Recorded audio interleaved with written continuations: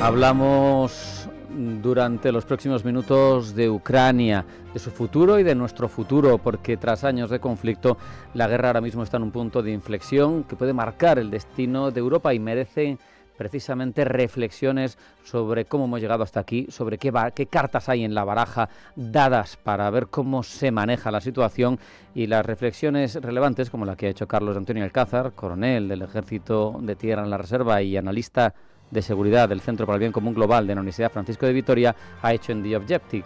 Por eso vamos a analizar con él su artículo. Carlos, bienvenido, buenas tardes. Buenas tardes, Rafa. Un placer estar aquí. Es mutuo, lo sabes. Hablamos de una encrucijada para Ucrania. Su futuro pues depende de esa capacidad de resistencia, ¿no?, de reconstruirse. Son más de 3 años de guerra. ¿Cómo evalúas la situación militar y política de Ucrania? Bueno, vamos a ver, ahora mismo la situación en el frente podemos decir que está estancada, que bueno, pues a pesar de la propaganda, etcétera, las cesiones territoriales de Ucrania y los avances de Rusia, pues bueno, pues no son muy grandes. Es una guerra de atrición, es una guerra de destrucción y de desgaste. Se están dedicando más hacia los ucranianos a destruir refinerías rusas, y los rusos a destruir instalaciones logísticas, instalaciones de gas ucraniano, y atacando ciudades. Bueno, políticamente, pues Vladimir Putin sigue queriendo mantener su posición en el Donbass, en Donetsk y Luhansk, y mantenerlas como condición para poner fin a la guerra. Y bueno, pues eso choca con la postura de Zelensky, la postura de Ucrania, que no quiere ceder territorio de esa manera. Bueno, así tenemos que ver las graves consecuencias que podría tener una victoria Rusia sobre Ucrania en esos términos, ¿no? Si Moscú triunfara, pues nuestra democracia, la soberanía, los derechos humanos y el orden político de Europa pues estaría un poquito amenazado. En tu artículo señalas la ausencia de un liderazgo claro de Estados Unidos como factor de preocupación, y te remontas además, que es interesante por hacer comparaciones, a los liderazgos de Kennedy o de Reagan en situaciones complejas también, ¿no? Y ahora, claro, con un Trump que es ambiguo, pues sobre la OTAN, sobre cuándo interviene, cuándo no, o sobre incluso sus últimas palabras en las que decía, en el avión, lo veía el otro día, en el Air Force One, es que Putin ha conseguido una serie de cosas, así que los dos ganan, que se quede como está y los dos ganan. Condiciona el conflicto, ¿no? Totalmente, mira, ya al hilo de esas palabras, es que parece que estamos hablando en un tono inmobiliario, en vez de en un tono de un orden internacional, de un orden diplomático. Ya eso lo dice todo, ¿no? Es que al otro lado del Atlántico tenemos una persona que, por decirlo educadamente, es una persona impredecible. Es una persona impredecible. Entonces, después de la cumbre de Alaska, que fue un blanqueamiento a Putin, que fue sacarlo del aislamiento en el que estaba, pues como no fue muy bien, y después de esa cumbre Putin se dedicó a atacar poblaciones ucranianas de una manera brutal, pues entonces parece que Trump estaba enfadado y dijo que Ucrania podía recuperar todo el territorio ante Rusia. Pero es que luego, dentro de unos días, dice lo contrario. Ahí va a haber una cumbre una reunión con Zelensky, y le llama a Putin, algo le dice, en esa cumbre en esa reunión se iba a ver si iba a mandar Tomahawk, misiles Tomahawk sí, misiles Tomahawk no, y de repente, pues donde antes había dicho que con el apoyo financiero de la OTAN, con el apoyo de los europeos y tal, se podía apoyar a Ucrania, y Ucrania podía salvar zonas de territorio, presentar batalla, pues ahora más o menos le ha dicho a Zelensky en esta reunión, que luego podemos hablar de ella, que tiene que ceder terreno, que tiene que ceder propiedades que ha conquistado Putin. Entonces eso a mí no me suena bien. Es tremendo. Hablabas de Alaska y de que no salió nada de allí. Lo de Budapest parece que va a ser bastante, o que puede ser en principio, ¿no?, bastante indiferente, ¿no?, porque al final no se ha sacado grandes cosas de los encuentros entre Trump y Putin. Vamos por partes. En Alaska poco se sacó, más que blanquear un poquito a Putin, colocarle la alfombra roja y poco más. Para empezar, es una pequeña bofetada a Europa, y yo lo veo así.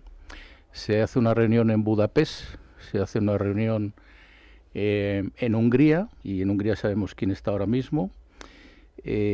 Vamos a ver si se produce. Rubio, el secretario de Estado norteamericano, y Lavrov están preparándola, pero no hay fecha fija y, Rafa, veremos, puede haberla o puede no haberla. Lo que dices tú, la impredecibilidad es el factor determinante de la Casa Blanca ahora mismo.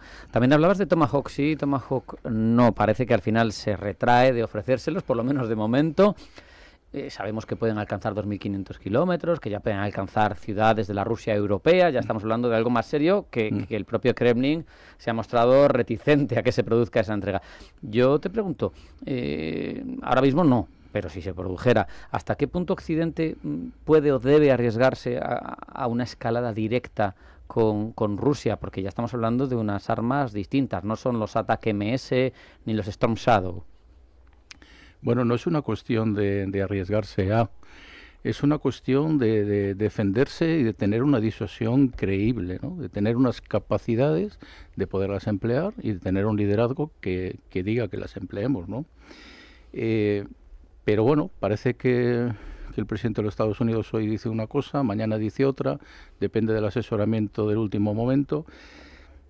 Pues de momento no hay entrega de Tomahawks, Y esto ha pasado cuando hace pocos meses en países de la OTAN, por lo menos 8 países, Polonia, Rumanía, Estonia, Noruega, Letonia, Lituania, Dinamarca y Finlandia, es que quería nombrarlos a todos, han denunciado violaciones de su espacio aéreo con drones y con aviones rusos, ¿no? Esa era otra cuestión a tocar ahora. Sí, como si volviéramos a la Guerra Fría, como si Rusia nos estuviera probando un poquito. Bueno, vamos a ver qué pasa. Vamos a ahondar en ello. Carlos, has hablado de un montón de países, hay muchos ejemplos. Polonia quizá fue el más llamativo. Hablabas tú en el artículo de una operación de información rusa de múltiples capas coherentes. Eso al final es una prueba de Rusia que está tanteando push and pull, a ver qué pasa, a la cohesión de la OTAN. ¿O qué revela en tu opinión sobre la estrategia híbrida que mantiene Moscú? Bueno, para empezar, independientemente de la estrategia híbrida de Moscú, de Rusia, nosotros tenemos que mantener la cohesión, tenemos que mantener la unión, tenemos que mantener la determinación de Occidente, porque estamos ante una pequeña gran prueba de fuego, ¿no? Estamos ante un pequeño dilema, ¿no? Yo nunca he creído en las casualidades a lo largo de toda mi vida militar y estos ataques sobre suelo polaco con 19 drones, alguno más, tenían claramente determinados objetivos. Es raro que se desvíen todos hacia una determinada zona. Se hizo deliberadamente, ¿no? Eso es la confirmación de esta amenaza híbrida de Rusia, ¿no? Que es una más de esas acciones de provocación que está haciendo Rusia en el Báltico, en el frente oriental, porque es su estrategia, ¿no? Está usando provocaciones a bajo nivel, ojo, que pueden ser muy peligrosas, porque aquí ha combinado drones gran señuelos y no tienen explosivos con otros, pero está viendo hasta dónde puede llegar, ¿no? Y está utilizando esos métodos híbridos que son pues ataques físicos, difíciles de atribuir, pero que sabemos de quiénes son, medidas de contrainformación, de propaganda, de desinformación, campañas de influencia. Entonces, ¿qué es lo que quieren? Pues socavar toda nuestra cohesión e intentar que vayamos a, ¿cómo te diría yo?, a hacer cosas que les vengan bien a ellos. ¿Qué podemos hacer frente a eso? Pues tenemos que hacerle frente con medidas, ¿no? Mostrar fuerza. Tenemos que ser firmes. Luego tenemos que hacer unas campañas de información pública importantes, ¿no? Para vencer a esa desinformación, para vencer a esa propaganda. Tenemos que mandar mensajes de unidad. Y luego tenemos ya que adquirir capacidades. La autonomía estratégica en defensa real, ¿por dónde pasa para Europa? Porque Europa ahora mismo no es triste, pero no pinta mucho en el campo de batalla, vamos a decir. Estamos un poquito fuera de juego, pero yo creo que ya estamos empezando a despertar. Ya Europa se está poniendo un poquito las pilas, ya parece que vamos a ir hacia conseguir capacidades antidrón, capacidades de defensa aérea. Parece que se está estudiando que podamos disponer de una serie de capacidades importantes, va a haber una inversión importante, la vamos a tener que conjugar también con la inversión si queremos seguir apoyando a Ucrania, porque ahora lo que estamos haciendo es, con dinero europeo, pagar material americano para dárselo a Ucrania. Vaya negocio para Trump. Eso es un apunte mío.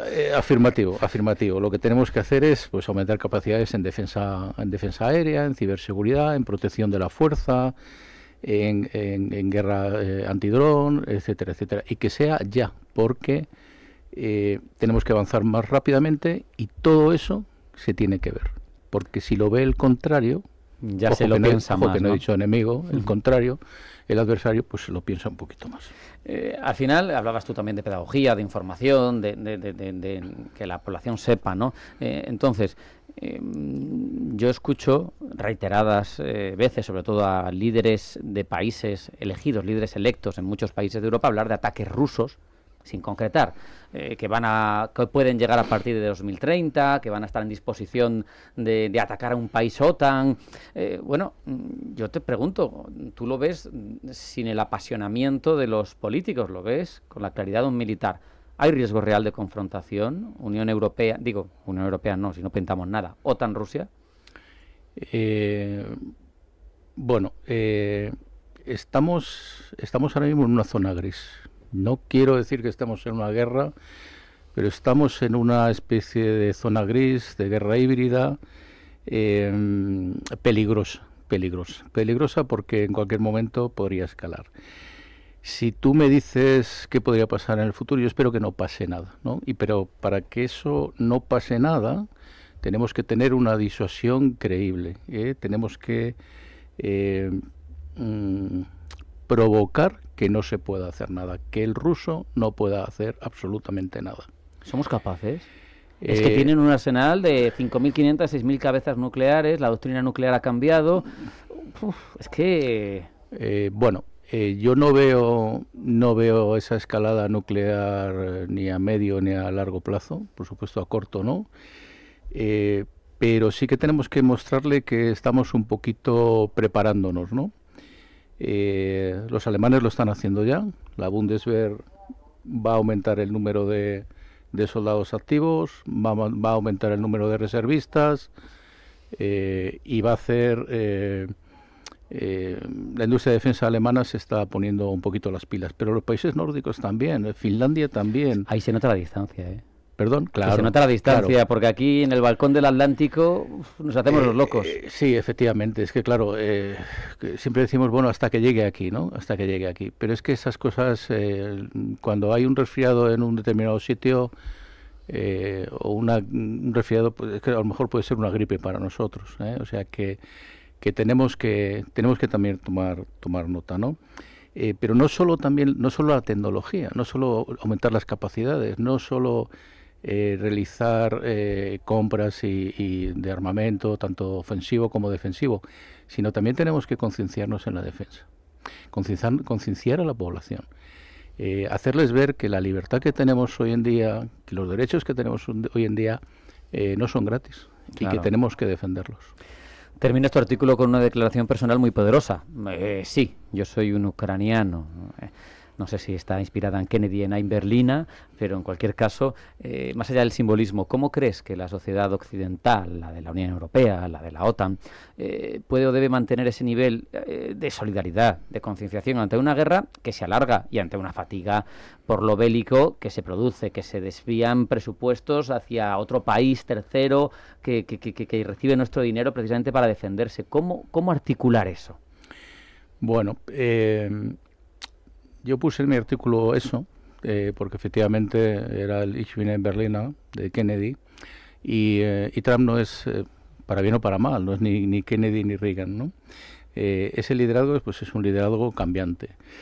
Yo es que por razones de mi último trabajo y de mi destino, he podido ver refugiados ucranianos, he podido ver la población ucraniana huyendo de Ucrania, he podido ver heridos ucranianos, he podido ver muchas cosas, ¿no? Entonces, bueno, pues parece que la vida sigue, parece que los ucranianos seguimos comprando armas estadounidenses, los rusos siguen atacando, los ucranianos siguen muriendo, pero tenemos que hacer algo más, ¿no? La sociedad occidental se debe movilizar y debemos movilizarnos porque una victoria o una derrota fea de Ucrania no nos va a hacer mucho favor. Termino. Sé que no te gusta especular, no hay bola de cristal y tú eres militar. ¿Visión a 3-5 años del futuro de Ucrania? Pues muy complicado. Esa pregunta es muy difícil hoy. Muy difícil porque es todo muy cambiante, ¿no? Yo había pensado estos días en varios escenarios, ¿no? Es decir, se mantiene la guerra, Rusia conquista y mantiene el Donbass, etcétera, etcétera. Nosotros les apoyamos, Estados Unidos no, hay una guerra de desgaste. Bueno, pues duración. Pues, Estados Unidos, pues fuerza un alto el fuego, hay una línea de demarcación, o Estados Unidos y la Unión Europea mantienen el apoyo hasta que Rusia está completamente debilitada. Bueno, pues esos son escenarios posibles. Yo lo veo clarísimamente. En algún momento va a haber un alto el fuego por el desgaste de ambos contendientes. Va a haber una línea de demarcación, yo creo que al modo de Corea del Sur, Corea del Norte. No se va a legalizar esa soberanía rusa sobre esos territorios, pero va a ser de facto. Pero se va a mantener y habrá un acuerdo de paz y posiblemente luego lo que tengamos que hacer será hacer algo como hicimos con la República Federal Alemana frente a la República Democrática. Es decir, que Ucrania se recupere, que recupere sus fuerzas armadas, que recupere su economía y que lo que haya ahí sea mucho mejor que lo que hay al otro lado. De tal manera que a lo mejor cuando nuestros hijos y nietos estén, pues Ucrania algún día esté en la Unión Europea de alguna manera. Carlos, un placer como siempre hablar contigo. Un abrazo, hasta la próxima. Muchísimas gracias.